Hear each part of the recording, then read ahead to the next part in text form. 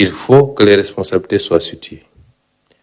Si vous prenez les deux blocs qui sont en cours d'exploitation, GTA qui est en cours d'exploitation et Yakateranga, pour lequel au moins nous savons qu'il y a une partie des réserves qui sont aujourd'hui prouvées à hauteur de 2,7 ou 3 TCF.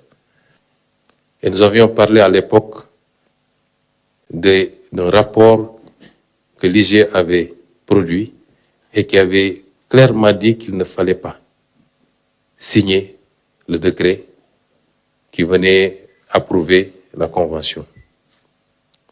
Ce rapport avait été retiré du circuit. Un rapport de l'inspection générale d'État qui disparaît du circuit.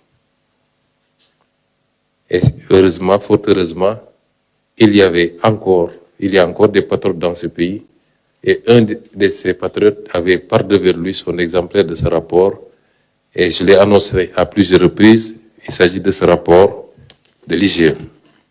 Ce rapport avait clairement dit qu'il ne fallait pas signer, qu'il fallait carrément retirer ces blocs, parce que ce qui a été fait avait été fait en violation flagrante du code pétrolier.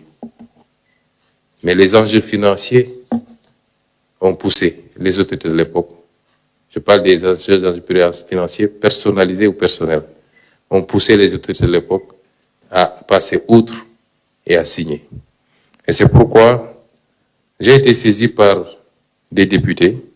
Je mettrai à leur disposition toutes les informations pour que des commissions d'enquête parlementaires puissent voir le jour le plus rapidement possible et que tous ceux qui ont été à la base de ceci, ceux qui ont signé les accords, ceux qui ont signé l'arrêté, le décret de présentation, ceux qui ont signé le décret lui-même, qu'ils puissent rendre compte de leur forfaiture.